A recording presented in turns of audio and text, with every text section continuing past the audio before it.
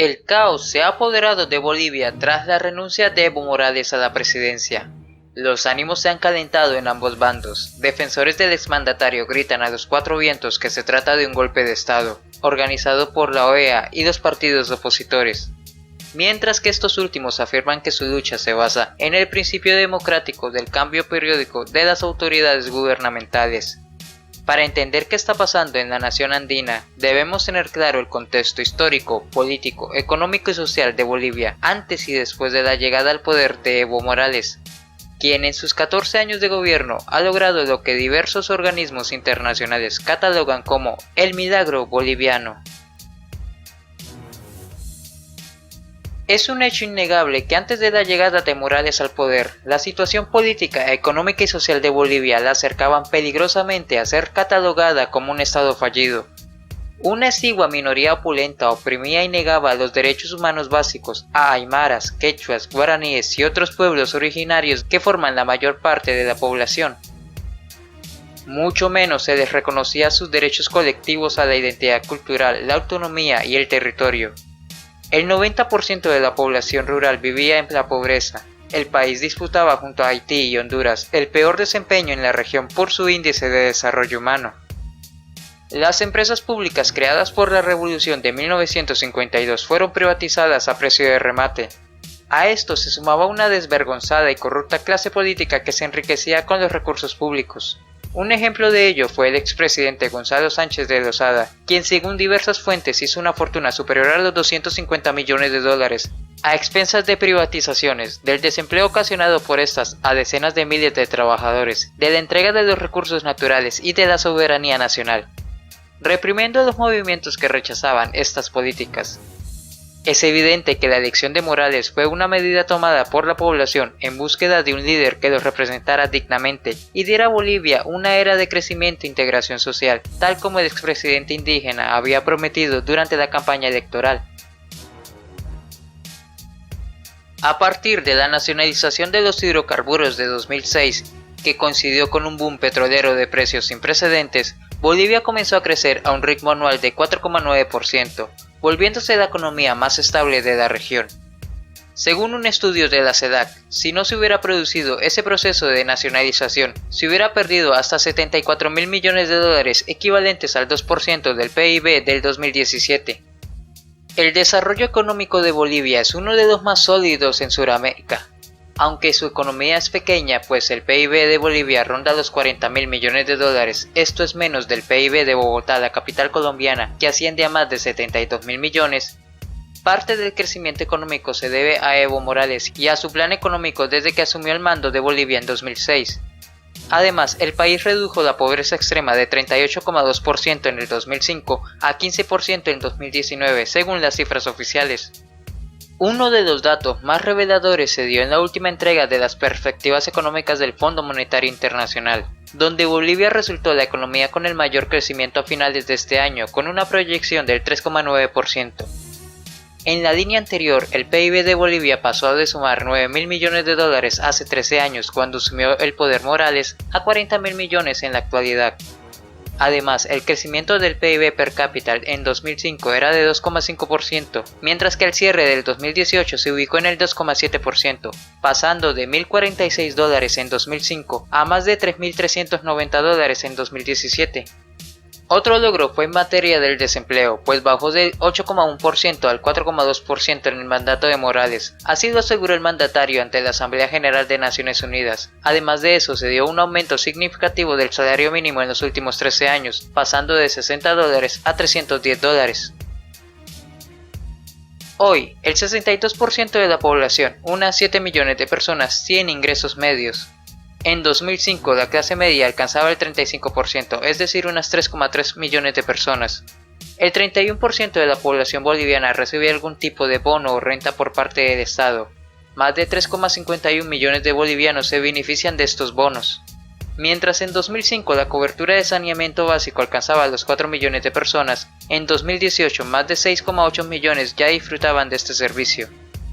Según la Organización Mundial de la Salud, el presupuesto en sanidad se aumentó entre el 2007 y el 2014 en un 173%, gracias al enfoque del gobierno Morales en la mejora de los derechos sociales. La educación resulta otra muestra importante del avance durante el gobierno Morales, al recibir una tasa de analfabetismo del 13,3% de la población mayor de 15 años en 2001 y bajar al 2,5% en 2017, con lo cual el país es un territorio libre de analfabetismo. Las políticas de acceso a una educación de calidad a nivel nacional permitieron que entre el 2005 y el 2017 16.000 jóvenes concluyeran el bachillerato en el área rural y 32.000 en el área urbana, lo cual era un sueño para muchos jóvenes indígenas que ya están en la universidad. El gobierno saliente asegura que con su programa Bolivia Cambia, Evo Cumple, se ejecutaron entre el 2017 y el 2018 un total de 8.797 obras en áreas como educación, vías, deportes y salud. Durante los casi 14 años de gobierno se construyeron más de 7.000 kilómetros de carreteras, frente a los 1.038 kilómetros construidos hasta el 2005, según el Ministerio de Comunicaciones. Un 65% de las carreteras están pavimentadas o en construcción, frente al 25% antes de la llegada del gobierno actual. El teleférico que conecta la ciudad de La Paz y la ciudad de El Alto es un hito en transporte urbano para seguidores y críticos del gobierno Morales, que lo inauguró en 2014. Con sus 10 líneas y 36 estaciones sobrevuela 32 kilómetros por las laderas de estas dos ciudades andinas a más de 3.600 metros sobre el nivel del mar y alivia el caos vehicular. El economista y académico González Chávez critica el manejo de la economía por la bonanza mal aprovechada que ha servido para inflar una burbuja de consumo, para confundir la riqueza de consumo con el desarrollo productivo. El rasgo más característico del modelo es que es populista, fuertemente distribucionista por encima de lo que debería ser la productividad, el crecimiento y la diversificación. Los bolivianos aumentaron su nivel de consumo de productos importados, pero no su capacidad productiva, a la par que el consumo de productos de origen nacional presentó una caída.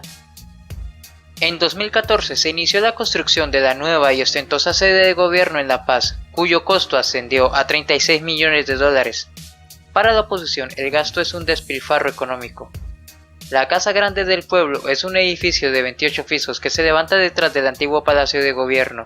Está construida en un terreno de 1.877 metros cuadrados, tiene 3 sótanos y hasta un helipuerto. Sin embargo, recientes revelaciones de la suite personal del exmandatario en uno de los pisos de la nueva sede de gobierno son retratadas por la oposición como excesos y lujos semejantes a las de un jeque árabe, una visión que dista enormemente de sus discursos de líder social austero. La suite presidencial tiene más de 1.000 metros cuadrados, con jacuzzi, sauna, gimnasio, helipuerto, amoblado de lujo, entre otras excentricidades.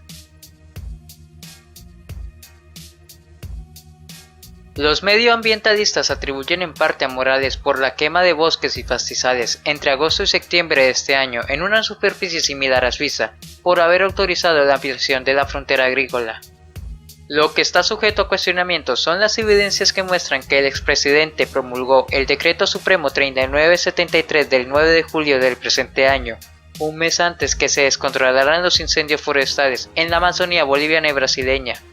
Con este decreto se autoriza el cambio de uso de suelo para ampliar el territorio dedicado a la agricultura y la ganadería y permiten el desmonte para actividades agropecuarias en tierras privadas y comunitarias, además de autorizar la quema controlada, lo que se traduce a un permiso estatal para la deforestación. El índice de corrupción mundial del 2018 de Transparencia Internacional coloca a Bolivia en el lugar 132 de 180 con una calificación de 2.9, en donde 0 es muy corrupto y 10 es un país limpio. Este indicador no tuvo mayores variaciones respecto al 2005, cuando su calificación fue de 2.5, ubicándolo entre las 50 naciones con mayor índice de corrupción, lugar que comparte con varias naciones latinoamericanas como Colombia, Venezuela y México. Bajo Morales se denunciaron varios casos de corrupción, una malversación a la petrolera estatal YPFB, un millonario desfalco a un fondo indígena y un escándalo por tráfico de influencias que vinculaba a la expareja de Morales, Gabriela Zapata, directora de una firma china. Una investigación posterior exoneró al mandatario, sin embargo, que bajo su gobierno varios miembros del mismo estuvieran involucrados en estos escándalos mermó su popularidad ante los votantes. Partidarios del exmandatario afirman que lo sucedido fue un golpe de Estado, organizado por agentes de la OEA en alianza con los partidos opositores al gobierno. Sin embargo, la realidad es otra. La renuncia de Evo Morales se dio debido a un conjunto de errores por parte del expresidente, una caída en su popularidad ante los votantes y una oposición que supo aprovechar la oportunidad para dejarlo fuera de las elecciones. En primer lugar, la constitución política solo permite que un presidente sea reelegido una única vez, por lo que cualquier ciudadano no podrá ostentar la presidencia por más de 2 periodos seguidos. Evo Morales fue elegido en 2005 con el 54% de los votos, reelegido para su segundo mandato en 2009 con el 64% de la votación, por lo que no podría aspirar a un tercer mandato en ese momento. Sin embargo, en 2013, el Tribunal Constitucional habilitó legalmente al exmandatario para que participara en las elecciones presidenciales, en búsqueda de un tercer mandato. En aquella ocasión alcanzó una victoria del 61% de los votos, una reducción mínima respecto a la primera reelección, pero que mostraban el apoyo de los votantes.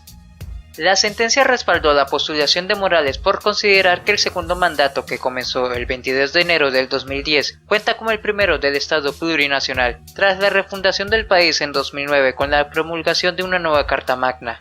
Morales siempre ha señalado que el primero de sus gobiernos, entre el 2006 y el 2010, no es computable debido a que tuvo lugar antes de la refundación de su país y a que no completó el periodo legal de 5 años. Este argumento por parte del tribunal fue tomado como algo inaceptable por parte de la oposición y constituye uno de los fallos más polémicos del organismo.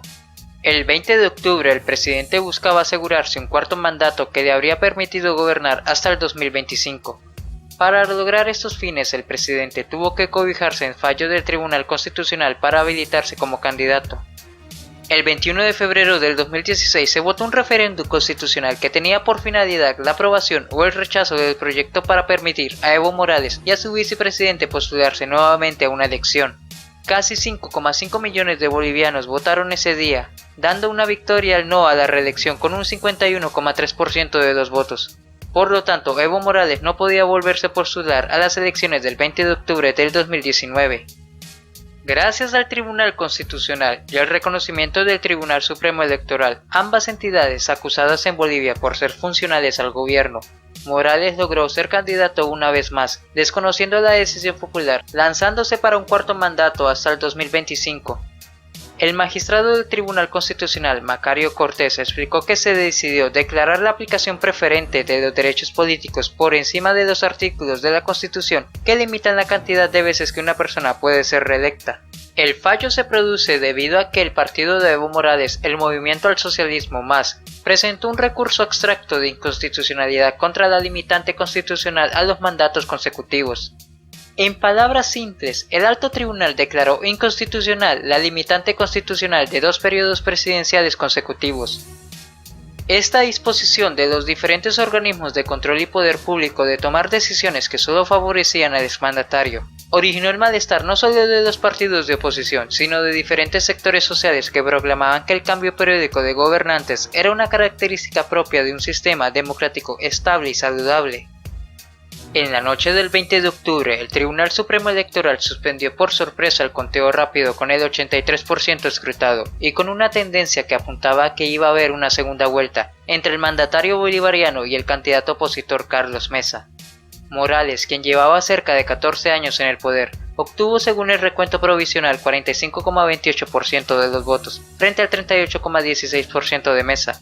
La ley electoral de Bolivia establece que no se va a una segunda vuelta cuando el primer candidato obtiene más del 40% de los votos y hay una diferencia entre el primer y el segundo candidato superior al 10% de los votos escrutados. 20 horas después de la suspensión del escrutinio, ese conteo rápido, denominado transmisión rápida de resultados preliminares, se reactivó con un 95% de avance y con Morales ganando en primera vuelta por un estrecho margen.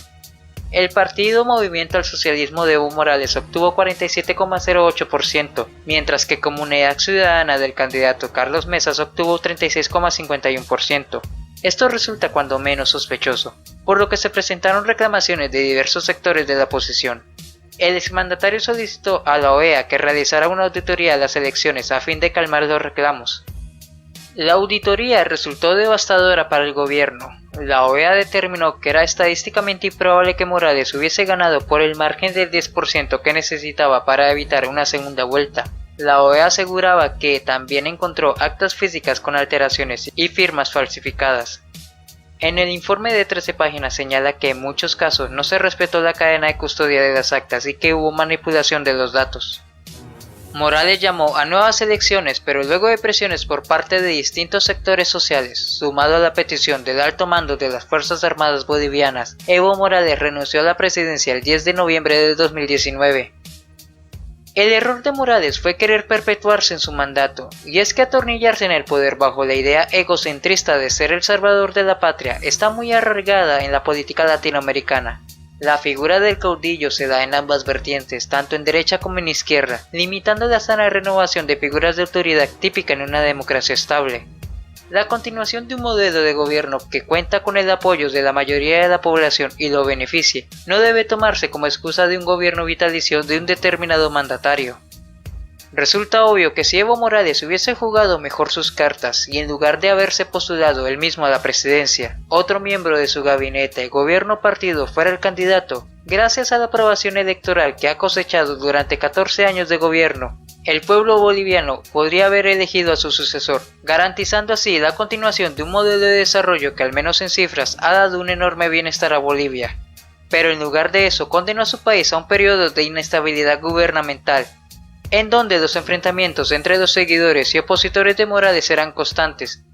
En última instancia, Evo Morales, en su afán de mantenerse en el poder y garantizar su modelo de gobierno, ha causado la actual crisis institucional. Eres bienvenido a dejar tu opinión en la caja de comentarios. Si te gustó el video, no olvides darle like y compartirlo en todas tus redes sociales. Te invito a suscribirte y activar la campana de notificaciones para disfrutar de más contenido como este.